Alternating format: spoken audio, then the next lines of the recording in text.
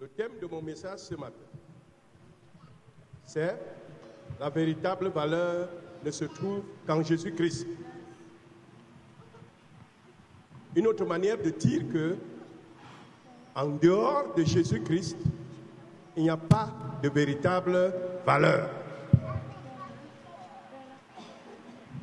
Et le but de ce message est que chacun de nous retienne une foi, pas dans la tête, parce qu'il peut oublier, mais garde au fond de son cœur que quelle que soit son apparence, quel que soit son état, quelle que soit sa position, il est une très grande valeur aux yeux de Dieu. Vous savez, l'homme, chaque homme, veut se sentir honoré, glorifié, veut se sentir valeureux. Mais l'erreur que les chrétiens font souvent, c'est de chercher leur valeur là où il ne faut pas la chercher. Et je répète ce matin, il n'y a pas de véritable valeur en dehors de Jésus-Christ. Le deuxième but de ce matin, du message de ce matin, c'est que nous puissions chercher nos valeurs en Jésus-Christ. J'ai dit le premier but, c'est que chacun retienne, non pas dans la tête, parce qu'il peut oublier, mais au fond de lui, au fond de son cœur, et qu'il garde au fond de son cœur, qu'il inscrive ça dans son esprit, que quelle que soit sa position ici-bas, quelle que soit son apparence, quel que soit ce qu'il a et ce qu'il fait, si tu es en Christ, tu es une très grande valeur devant Dieu.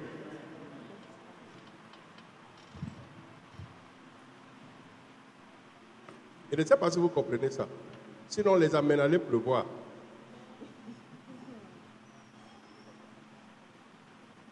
Attends. Qui est conscient qu'il est une très grande valeur? Soyez honnête. Il est conscient qu'il est en Christ, il est une très grande valeur.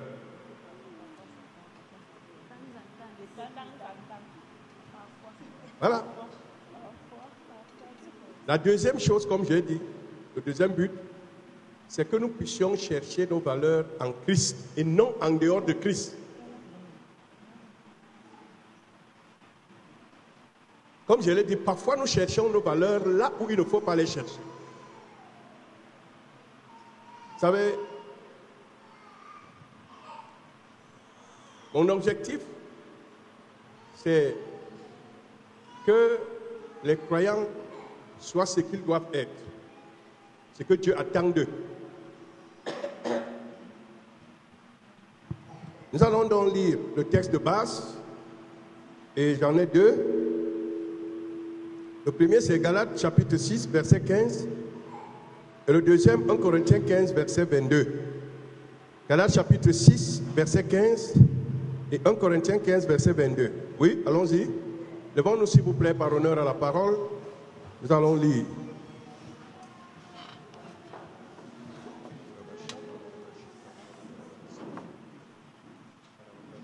Galates chapitre 6, verset 15. Car ce n'est rien que d'être circoncis ou incirconcis. Ce qui est quelque chose, c'est d'être une nouvelle créature. Oui, le deuxième passage. 1 Corinthiens 15, verset 22. Et comme tous meurent en Adam, de même aussi tous revivront en Christ. C'est ça? Voilà. Ça va, c'est bon.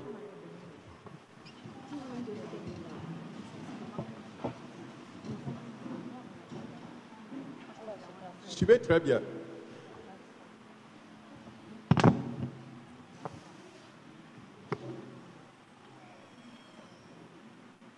L'apôtre Paul, selon la chair, était une très grande valeur.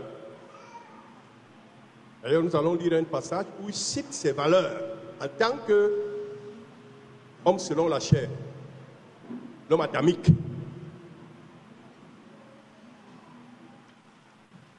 Vous me suivez?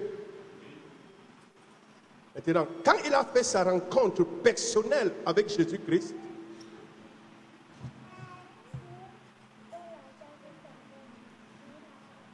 il s'est mis à le chercher de tout son cœur.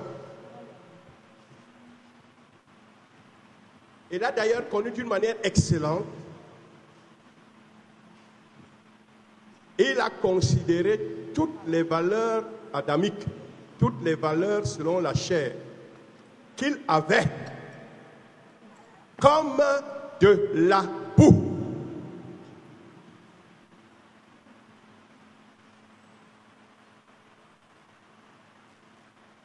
Et il a compris que il y a d'autres valeurs qui sont des véritables valeurs.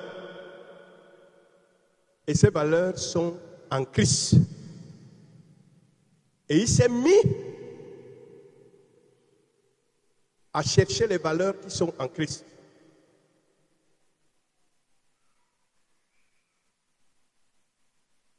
J'espère que vous me suivez très bien. Pourquoi les chrétiens s'inquiètent? Pourquoi les chrétiens s'abattent? Parfois aussi comme les païens. Parce que la connaissance qu'ils ont de leur Seigneur, Maman Clémentine l'a dit tout à l'heure, est très limitée. Quand vous avez une connaissance très limitée du Seigneur, vous allez considérer les choses tout petit peu comme le Seigneur les considère, mais vous allez encore considérer les choses comme le monde les considère. Je vais vous dire une vérité. Si un croyant souffre la faim, le chômage, la nudité,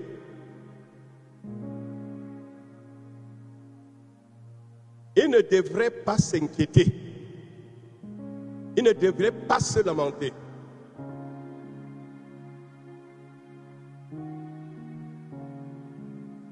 Parce qu'il sait en qui il a cru, parce qu'il connaît le Seigneur. Et que si c'est la volonté de Dieu qu'il passe, parce que c'est un passage, par ces moments-là, il ne s'inquiète pas. Il va se réjouir. Je vous dis, la connaissance du Seigneur seul nous donne une extrême joie, une extrême paix. Quand Jésus est venu, avant de repartir, il a bien dit aux disciples, je vous donne ma paix, non comme le monde la donne. Et Paul est venu dire que cette paix ne dépend pas du manger et du boire. Alors, qu'est-ce qui fait que les croyants, souvent, s'inquiètent aussi comme les païens s'inquiètent quand ils sont dans les situations? Pourtant, il y a de très belles promesses comme Papa Galant nous a donné ce matin de la part du Seigneur. Tout simplement parce que nos yeux sont limités, notre intelligence est limitée pour comprendre, pour connaître Jésus-Christ. Nous continuons beaucoup plus à considérer la vie comme les mondains la considèrent, comme elle est considérée en Adam. Et nous voulons aussi être bien, entre parenthèses, comme les gens pensent être bien en Adam. Pourtant, que si vous entrez au fond de leur cœur, ils souffrent plus que vous.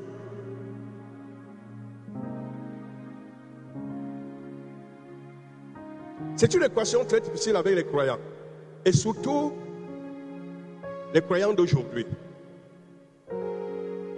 Voyez-vous, il est écrit dans l'un des épîtres, dans l'une des lettres de Paul, là où il dit que les Macédoniens, dans leur pauvreté extrême, il dit bien leur pauvreté extrême, ils étaient dans une joie débordante. Je vous dis en vérité, si quelqu'un connaît le Seigneur à fond, si quelqu'un connaît le Seigneur comme il se doit, même dans la pauvreté extrême, il aura une joie débordante. Une joie qui dépasse la joie d'un milliardaire. Je vous dis ce qui est vrai, je l'ai vécu. Et je vis ça jusqu'à présent par la grâce de Dieu. Le diable ne veut pas que nous puissions comprendre cela. Le diable ne veut pas que nous puissions voir cette vérité. Et la chair nous combat à tout moment. Et la chair veut nous ramener dans les considérations adamiques des choses. Voyez-vous le deuxième passage que nous avons lu tout à l'heure? Paul dit que la mort est venue en Adam. Et la vie est venue. Tous sont morts en Adam et tous revivront en Christ. Ça veut dire que c'est Adam qui est venu avec la mort. Tous ceux qui naissent de lui sont appelés à mourir. Mais Dieu, dans son grand amour, a préparé en Christ la vie. De sorte que tous ceux qui croient en Jésus comme étant le Fils de Dieu, celui qui est mort pour leur péché et que Dieu a ressuscité les morts, reçoivent la vie. Et il ne s'agit pas ici d'une vie éphémère, mais d'une vie éternelle. Et ce passage nous fait comprendre que il y a deux camps. Il n'y a que deux camps sur cette terre. Le camp adamique et le camp de Christ.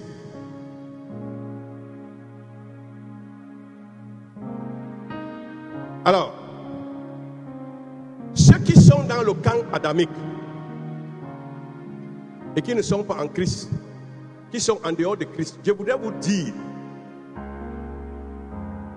que étant en Adam et rien qu'en Adam, l'homme n'a aucune valeur devant Dieu.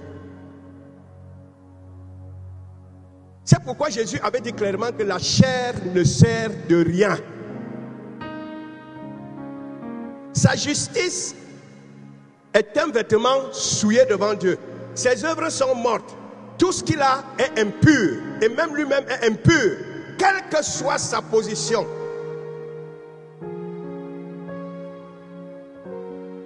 Je vous le dis en vérité, si nous espérons aux choses comme le monde espère, nous ne sommes pas sur les rails. Parce que parfois, nous marchons dans la même espérance que les païens, que ceux qui sont en Adam. Ceux qui sont en Adam sont morts spirituellement. Et s'ils demeurent en Adam, leur sort, c'est la seconde mort qui est le temps de feu. Donc, ils sont rien. Vous savez, j'étais en train de regarder la télé hier, j'ai vu l'image de Manu Bango qui est passé comme ça. Et j'ai dit, oh, voyez-vous une considération comme ça dans le monde, partout où il allait. Il est fini dans une poudre. C'était un petit sachet comme ça là. On l'avait mis là-dedans. On l'a brûlé, il était dans un... C'était pour montrer au monde que, homme, tu n'es que cendre et poudre. Quelle que soit ta valeur mondaine, quel que soit ce que tu peux être et faire ou avoir, l'homme n'est que cendre et poudre.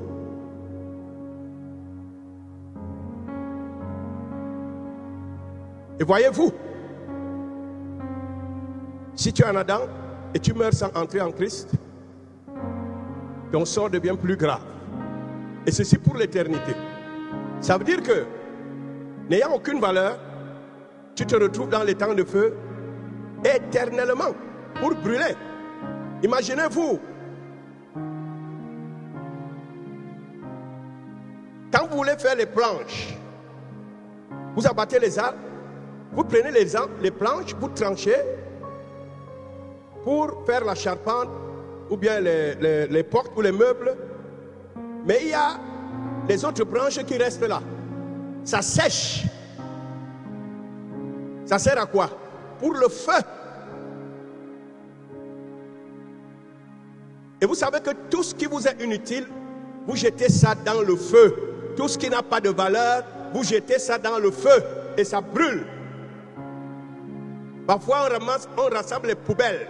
Tout ce qui n'a pas de valeur, qui n'est plus valeureux pour vous, vous rassemblez, vous jetez. Et quand ça fait déjà un tas, qu'est-ce que vous faites? Vous mettez le feu et ça brûle. Parce que ça n'a pas de valeur. Je répète, l'homme n'a aucune valeur devant Dieu en dehors de Christ. C'est pourquoi Paul disait, ce n'est pas la circoncision ou l'incirconcision qui sont quelque chose, c'est être une nouvelle créature. C'est quand tu es une nouvelle créature que tu es quelqu'un, que tu es une personne respectable aux yeux de Dieu. Vous savez pourquoi? Parce que Dieu te regarde à travers Jésus-Christ. Mais toi-même, tu ne te regardes pas comme ça. Tu ne te regardes pas comme étant une grande valeur. Il arrive que tu te regardes comme un malheureux. Vrai ou faux? Surtout parce que tu n'as pas mangé toute la journée.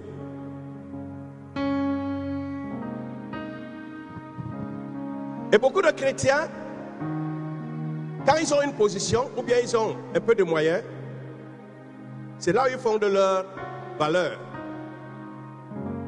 Exactement comme les païens. Et c'est ça qui fait leur gloire. Et c'est par ces choses qu'ils se glorifient. C'est la tromperie de la chair. Je ne sais pas si vous comprenez ce matin. C'est la tromperie de la chair.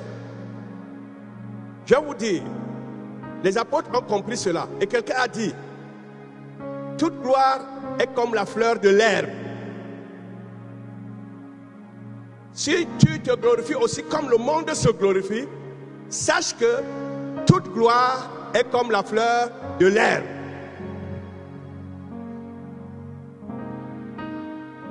Quand l'herbe sèche, c'est-à-dire quand l'homme meurt, la fleur tombe, c'est-à-dire sa gloire tombe. Et c'est fini. Et il n'est plus rien. Et il n'a plus de gloire. On parle de lui au passé, si on peut même se souvenir de lui.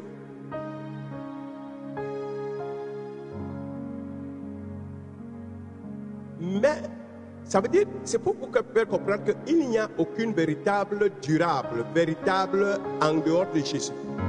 La vraie gloire, c'est en Jésus-Christ. La véritable valeur, c'est en Jésus-Christ. C'est pourquoi Paul a dit que celui qui veut se glorifier, qui se glorifie dans le Seigneur. Parce que là, il y a la véritable gloire. Parce que là, il y a la véritable valeur. Et cette gloire n'est pas éphémère. Elle commence pendant que tu es ici-bas. Et dans le siècle à venir, elle sera encore plus forte et elle ne finira jamais. Alléluia. Donc je voudrais te dire que ne perds jamais de vue que tu as une très grande valeur et ne cherche pas tes valeurs en dehors de Jésus-Christ. Tu risqueras de faire comme un païen. Tu risqueras de réfléchir comme un païen. Tes valeurs sont en Christ.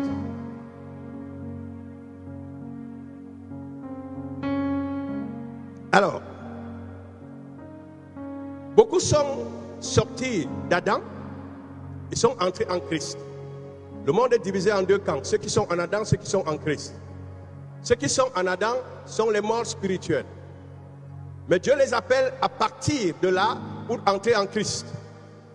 Mais il arrive que, comme nous sommes nés en Adam, tous, et qu'après, nous sommes nés en Christ, la nouvelle naissance, il arrive que nous ayons en nous deux natures.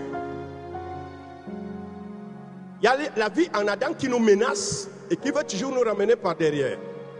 Mais il y a la vie en Christ qui veut nous ramener en avant. nous-mêmes, nous devons faire un exercice en comptant sur le Seigneur pour regarder notre vie adamique comme n'étant rien, rien du tout. Quand ta chair veut se soulever pour te glorifier, peut-être parce que tu es ceci ou bien parce que tu as cela, dis à ta chair que tu n'es rien. Et que si tu veux te glorifier, glorifie-toi dans le Seigneur. Alléluia. Est-ce qu'elle me fait comprendre? Nous devons changer un peu de tact. Nous devons changer de mentalité. Nous voulons changer d'espérance. Nous voulons changer de manière de voir, de manière de considérer les choses. Considérons les choses comme Christ les considère. Parce que nous sommes en Christ. Même si la chair nous combat, rejetons toute considération charnelle.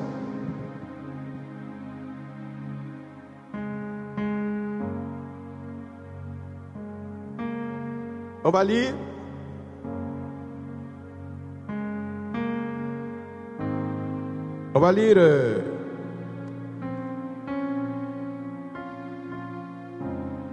Genèse chapitre 18 verset 27. Les hommes de Dieu dans l'Ancien Testament, c'est là que Dieu avait utilisé puissamment des leaders, des personnes vraiment choisies, comprenaient ces choses. Écoutez, oui. Abraham reprit et dit, voici, j'ai osé parler au Seigneur, moi qui ne suis que poudre et cendre. Est-ce que vous comprenez? Abraham avait compris que, en tant qu'homme, il n'est que poudre et cendre.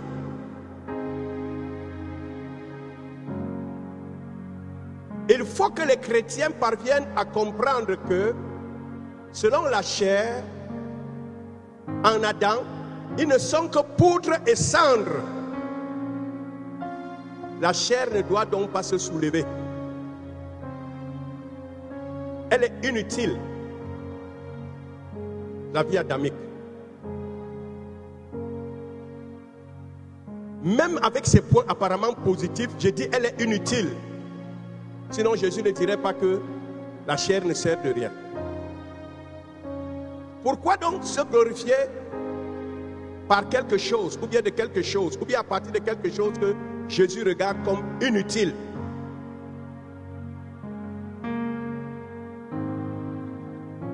Vous savez, il n'est pas que le seul. Abraham, vous savez qui il est, ou alors qui il était. Il y a un autre David, quelqu'un que Dieu avait aussi touché fortement. 1 Samuel 24, verset 14. 1 Samuel 24, verset 14. Suivez attentivement. Je veux que, lorsque vous regardez en Adam, voyez-vous comme cendre et poudre. C'est pour cela que l'apôtre Paul pouvait dire qu'il n'est rien. Il dit, quoi que je ne sois rien.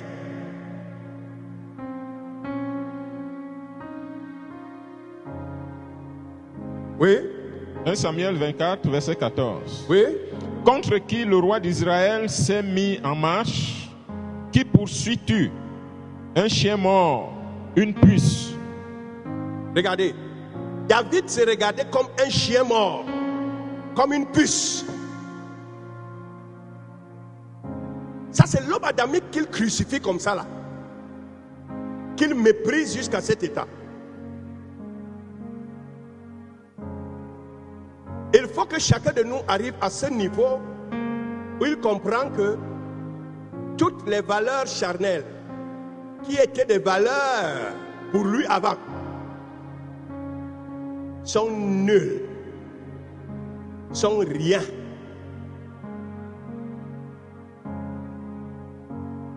Il faut que chacun nous comprenne que en Adam, il n'est que poudre et cendre. Il n'est que chien mort et puce. Je suis sûr que si quelqu'un vient te dire que tu n'es que poudre et cendre, tu vas t'énerver. C'est la chair là qui s'énerve. Il faut lui dire que mon frère, tu as raison.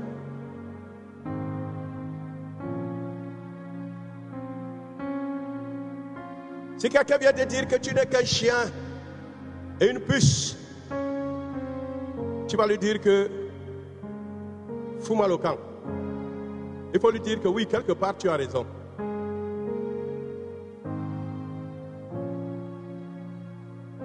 Mais pour arriver là, pour arriver à ce point-là, il faut grandir dans la connaissance du Seigneur. Ce n'est que par la connaissance du Seigneur que tu vas changer de considération. Tu vas changer de manière de voir les choses. Voyez-vous, même au fond de notre cœur, quand c'est tel qui a telle position dans le monde, gros païen qu'il soit, parce qu'il a tel moyen, on le considère plus qu'un frère en Christ qui n'a rien.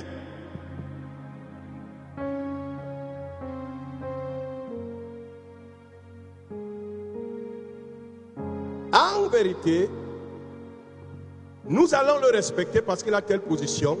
Nous allons l'honorer parce qu'il a telle position dans le monde et parce que la Bible, le Seigneur le demande. Mais nous n'allons pas perdre de vue que c'est le frère qui est plus considérable. C'est le frère qui a plus de la valeur. Je ne sais pas si je me fais comprendre. Ça, il faut lutter contre la chair et que le Seigneur t'accorde la grâce de comprendre cela. Paul avait compris. Et vous savez, parfois, Dieu prend des exemples dans la Bible, ou alors on nous donne des exemples dans la Bible, des personnes qui ont connu des sommets, comme Moïse. Il a été une sommité en Égypte, en sagesse, en tout il avait. Mais la Bible dit qu'il a refusé d'être appelé fils de la fille de Pharaon. Il a rejeté toutes ces choses-là. Parce qu'il avait vu une valeur plus grande. Il avait vu qu'en Christ, il a plus de valeur. Et que la valeur des Égyptiens, là, elle est éphémère. Elle va bientôt finir. Elle a accepté d'être maltraitée avec Israël qui était maltraité. Il est allé jusqu'à voir l'opprobre, la honte de Christ comme étant une grande gloire qui dépasse tous les trésors de l'Égypte. Est-ce que vous savez que lorsque nous souffrons en Christ, que c'est vraiment la souffrance en Christ et non celle que nous provoquons, que c'est la souffrance en Christ, les persécutions, les injures, le mépris et autres, que c'est vraiment la souffrance en Christ? Cette gloire qui est dans cette souffrance, qui est la souffrance de Christ, dépasse les milliards, dépasse toute position dans le monde. Il faut le comprendre. Et maintenant se réjouir. C'est pour cela que les apôtres pouvaient se réjouir lorsqu'ils étaient persécutés. Les croyants d'aujourd'hui sont tellement loin de ce niveau-là. Mais que le Seigneur nous aide à arriver là. Ce n'est pas à dire que la vie des croyants c'est la pauvreté. Ce n'est pas à dire que le croyant ne peut pas avoir de position. En Christ, il y a toutes ces choses. En Christ, il y a les positions. En Christ, il y a les richesses. En Christ, il y a tout ça.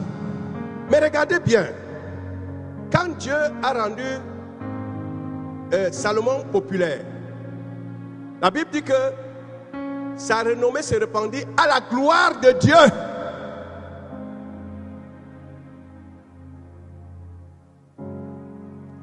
Ça veut dire que c'était venu du Seigneur. Ce n'était ni de la chair, ni du diable, ni d'aucun homme. C'était venu du Seigneur. En Christ, il y a toutes ces choses. Dieu veut aussi nous glorifier dans les choses que nous cherchons et nous donner de la meilleure manière. La Bible dit que c'est l'Éternel qui enrichit et sa bénédiction ne s'ensuit d'aucun chagrin. Et il y en a qui vont chercher les choses dans les sectes pernicieuses et après ils rentrent avec les blessures inguérissables au milieu de la tête. Ils sont obligés de porter le chapeau à tout moment. Le diable te donne ici, il prend là-bas. En Christ, il te donne et il te donne de jouir de ça. Et tu peux donc te glorifier que je suis tel en Christ. J'ai ceci en Christ. C'était ça l'oracle de Paul. Il aimait parler en Christ, en Christ. Parce qu'il menait sa vie en Christ. Et il trouvait sa valeur en Christ. Et il cherchait sa valeur en Christ. Oui, Dieu a créé l'homme à son image et a mis aussi le désir de se glorifier. Écoutez bien, s'il n'y a aucune glorification en toi, c'est anormal. Mais la glorification doit être canalisée. Elle doit être en Christ et non en Adam. Et qu'est-ce qui va faire que ta glorification soit désormais en Christ et rien qu'en Christ? Parce que tu vas considérer que les véritables valeurs sont en Christ et tu vas te glorifier en Christ. Mais si tu considères encore que les véritables valeurs sont en Adam, tu vas te glorifier en Adam et tu es nul devant Dieu. Vous savez, j'étais à la veillée l'autre jour. La femme de serviteur de Dieu a voulu nous faire bon accueil et nous a amenés dans le bureau de son mari, maman Clémentine et moi. On était surpris. Elle disait, elle se sent honorée. Et elle nous avait très bon accueil. Elle mettait tout à notre disposition. Tout. Ce qui était dans le bureau, prêt à nous donner tout là. Et son mari nous a rejoints. Et on a causé. Et son mari donnait témoignage d'un certain apôtre que je vais taire le nom.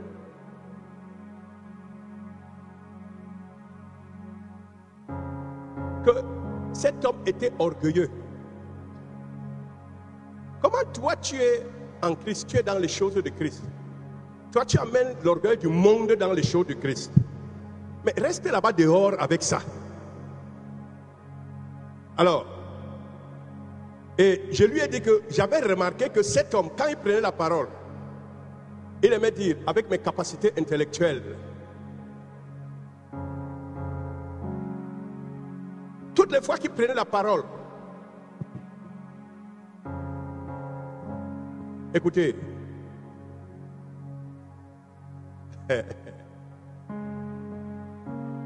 c'était la chair à un très haut niveau. Et il le disait, et quand je lui ai dit, il me dit que exactement c'était ses paroles. Et il me dit que, tu sais, Dieu l'a humilié à un très haut niveau. Il est devenu rien, l'ombre de... Il a une femme. Je pense qu'elle a le doctorat, elle est enseignante.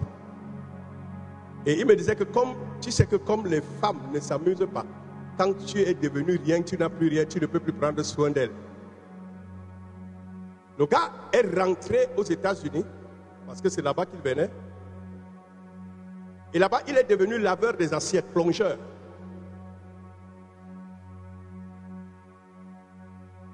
Et là-bas encore, il est parti là-bas, je ne sais pas ce qui s'est passé, ou bien ça n'a pas. Il est revenu.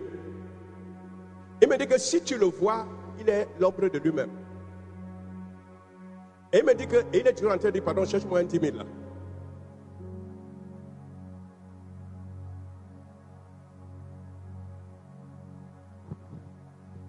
Si vous êtes en Christ et vous voulez vous glorifier selon la chair, je vous le dis, Dieu va vous humilier.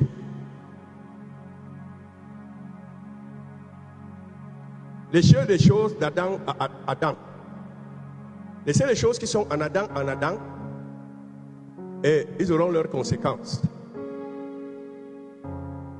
Prenez tout ce qui est en Christ. Alléluia. Regardez, Jésus-Christ lui-même, il est venu glorifier son Père, faire connaître son Père. Il ne s'appropriait rien. Regardez, le Saint-Esprit est venu pour glorifier Jésus. Il ne s'approprie de rien. Il ne parle pas de son propre chef. Nous, qui sommes-nous? Nous devons savoir que notre vie, c'est en Jésus-Christ. Et que notre vie dépend de lui. Et que notre bonheur dépend de lui. Et que lui seul nous suffit. Et que quand on l'a, on peut avoir toutes les autres choses. Et quand on les a, il y a du goût à les avoir. Est-ce que je me fais comprendre? Je vais terminer avec les propos de Paul.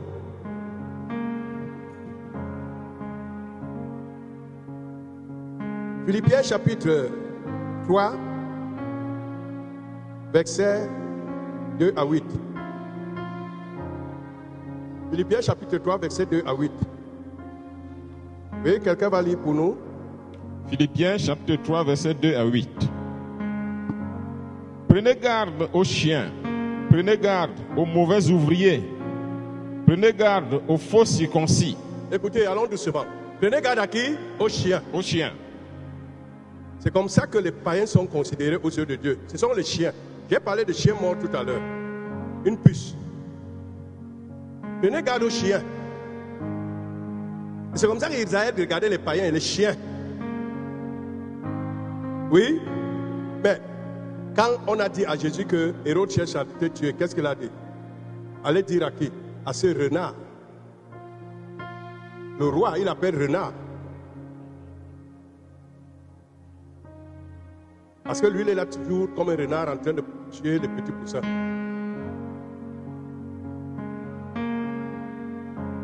Oui? Aux mauvais ouvriers, prenez garde aux faux circoncis.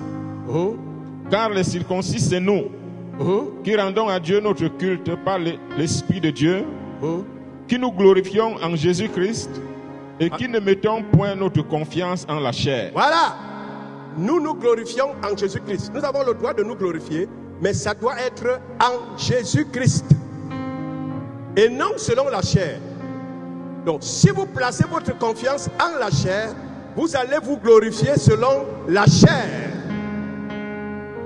Mais si vous placez votre confiance en Jésus-Christ, vous allez vous glorifier en Jésus. Et je vous le dis, il vous donnera toujours beaucoup de sujets de gloire. Hein? Dieu est capable de vous glorifier. Hein? Je me suis senti honoré l'autre jour en pleine prédication. Le leader de cette œuvre-là, qui était en train de prêcher, moi je me suis assis là-bas derrière avec maman Clémentine. Il a dit à haute voix qu'on me prenne, qu'on m'amène là-bas en haut. Mais, et il y avait les gens, tout le monde me regardait, que c'est qui ça? On est monté jusqu'à aller s'asseoir là-bas en haut, à côté du pupitre. Oh, j'ai dit gloire à Dieu. Alléluia. Et ils nous ont amenés dans le bureau pour nous recevoir avec beaucoup d'honneur. C'est Dieu. Dieu peut vous honorer. Dieu peut vous honorer. J'ai connu des moments où on m'invite quelque part, des personnalités m'attendent, ils sont là. Et quand j'arrive, chacun veut causer avec moi. C'est Dieu qui honore. J'ai connu des moments où on m'honore et ce que je fais, c'est-à-dire que les gens m'honorent. Je me rappelle, le chef du 3e degré de Nomos avait dit que peut-être qu'il faut qu'il devienne aussi pasteur. Il pense que c'est en devenant pasteur que c'est... Non, c'est Dieu qui honore. C'est tout simplement parce que Dieu décide d'honorer. Allons-y. Moi aussi, cependant, je reste sujet de mettre ma confiance en la chair. Voilà. Si quelque autre croit pouvoir se confier en la chair, je le puis bien davantage. Vous voyez deux sommités. Je vous ai parlé de Moïse. Et maintenant, Paul. Écoutez sa classe sociale. Écoutez le mérite de Paul selon la chair.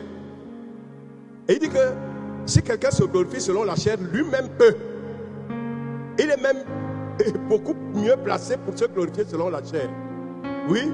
Moi, circoncis le 8e jour, de la race d'Israël, de la tribu de Benjamin, hébreu né d'hébreu, quant à la loi, pharisien, quant aux zèles, persécuteurs de l'Église, irréprochable à l'égard de la justice de la loi. Mais ces choses... Voyez-vous, ces choses faisaient sa gloire avant, selon la chair. En Israël, c'était des grandes valeurs. Quand tu as été comme Paul est là, tu étais une valeur. Mais Paul dit que voilà les choses qui faisaient sa gloire avant. Parce qu'il était aveugle. Oui. Mais ces choses qui étaient pour moi des gains, je les ai regardées comme une perte à cause de Christ. À cause de Christ, parce qu'il a connu Christ, et il a connu profondément, il regarde ces valeurs, ces choses comme des pertes. Je ne sais pas. comment le croyant va arriver jusqu'à regarder ses valeurs selon la chair comme des pertes? C'est compliqué, hein? Il faut connaître, écoutez le secret, oui. Et même, je regarde toute chose comme une perte, à cause de l'excellence de la connaissance de Jésus-Christ, mon Seigneur. Il dit, et même je regarde toute chose comme une perte, à cause de l'excellence de la connaissance du Seigneur. Donc, si vous connaissez le Seigneur jusqu'à un certain niveau, excellent, vous allez considérer toute chose comme une perte. Toutes les valeurs mondaines comme des pertes. Oui. Pour lequel j'ai renoncé à tout. Et il a renoncé à toutes ces choses. Et je les regarde comme de la boue. Et il regarde toutes ces choses comme de la boue. Afin de gagner Christ. Afin de gagner Christ. Voyez-vous? Ça veut dire que pour gagner Christ, il faut renoncer à cette gloire. Il faut regarder ces choses comme une perte. Pour gagner Christ. Ça veut dire que plus tu te glorifies selon la chair, plus tu regardes, tu considères ces choses, au lieu de considérer celles qui sont en Christ, tu es en train de perdre Christ petit à petit. Faisons attention, bien-aimés. Peuple du Seigneur, faisons attention. Vous savez, le Seigneur a illuminé mes yeux, il m'a donné des considérations, il m'a fait comprendre. Quand je regarde ce monde, je vous le dis du fond de mon cœur, je dis, ce monde ne sert à rien, il est inutile. Ce monde doit être détruit. Et je dis, si un homme naît, même s'il devient président de la République, même s'il a tous les trésors multimilliardaires, et qu'à la fin, il meurt sans Christ, ça ne valait pas la peine qu'il naisse. Ça ne valait pas la peine qu'il existe. Ça ne sert à rien de naître, de devenir président, d'être milliardaire et de mourir dans cet état sans être en Christ. Je dis, ça ne sert à rien. Il ne valait pas naître. Il ne fallait pas naître. Parce que la suite de l'éternité est très grave. La vie n'a pas de valeur qu'en Christ.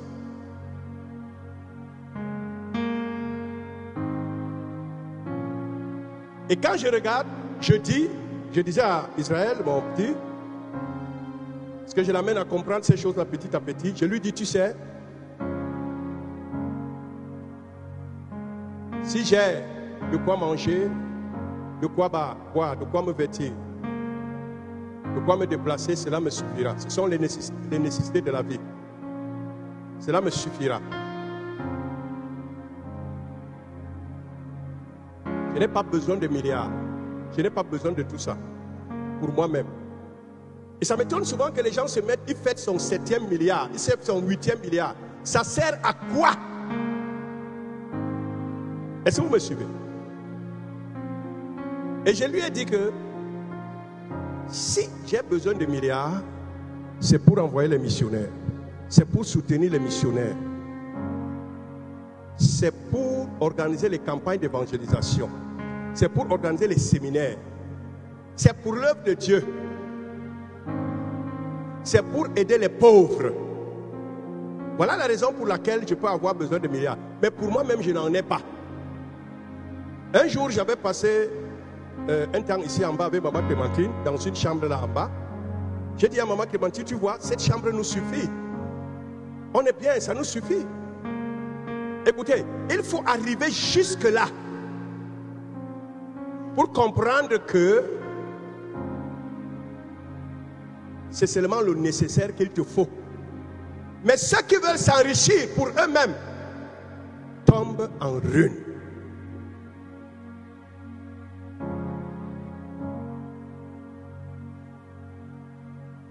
Il y a des gens qui veulent les milliards pour qu'on dise aussi qu'il est aussi milliardaire.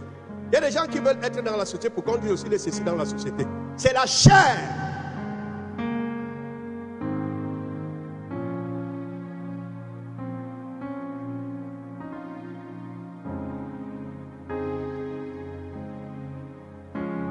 Tout le monde fait comme les autres font. Il y a un courant qui vient, tout le monde se met là. Même les chrétiens.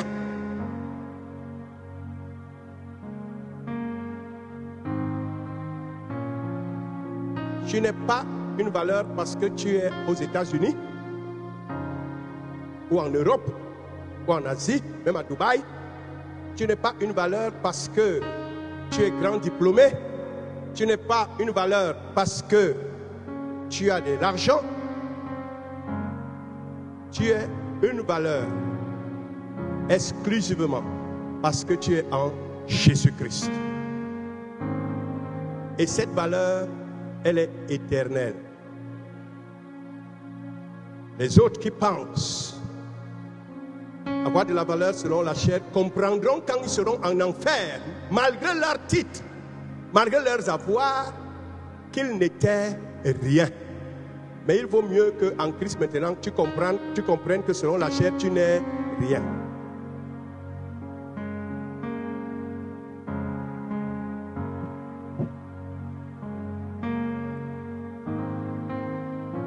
Que celui qui a les oreilles pour entendre, entend.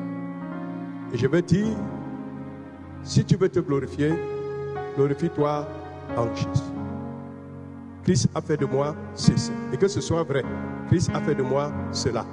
Parce qu'en te glorifiant en Christ, ça lui donne gloire.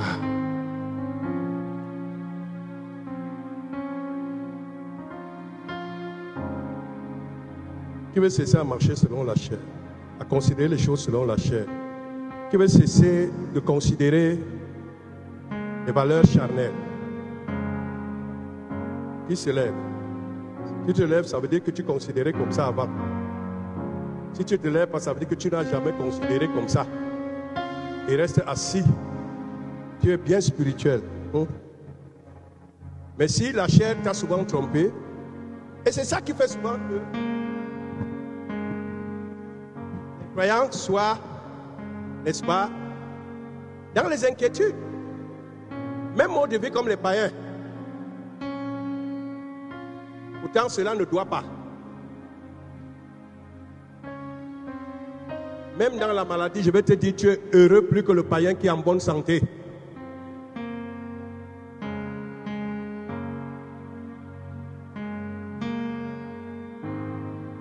Parce que ce n'est que pour un temps, le Seigneur va te guérir. Prie le Seigneur. Dis au Seigneur, donne-moi de te connaître davantage. Donne-moi de te connaître à fond.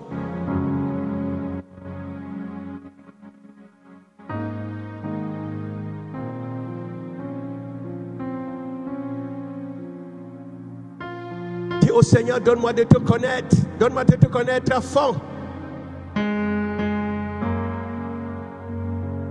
Afin que je ne place plus ma confiance en la chair.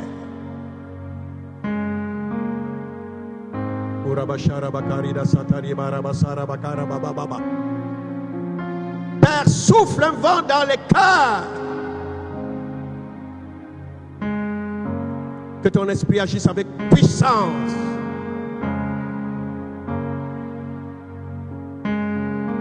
Pour détourner les cœurs de la vision adamique, de la considération adamique. Car elle est nulle. Elle n'est rien. Jésus l'a dit, la chair ne sert de rien. Toutes les considérations charnelles sont inutiles. Parce que la fin, c'est les temps de feu. Mais en Christ, il y a de la véritable considération. Père, fais comprendre cela à ton peuple. Il y a de la valeur, la véritable. Donne à ton peuple de chercher les valeurs qui sont en toi et non les valeurs qui sont en Adam. Brise ce joug adamique en chacun. Coupe ce lien parental. Que le sang de Jésus coule pour purifier les cœurs. Que ta parole agisse pour détruire tout ce qui doit être détruit, pour bâtir tout ce qui doit être bâti. Illumine les yeux de ton peuple Fais connaître Jésus à ton peuple. Donne à ton peuple de grandir dans la connaissance du Christ.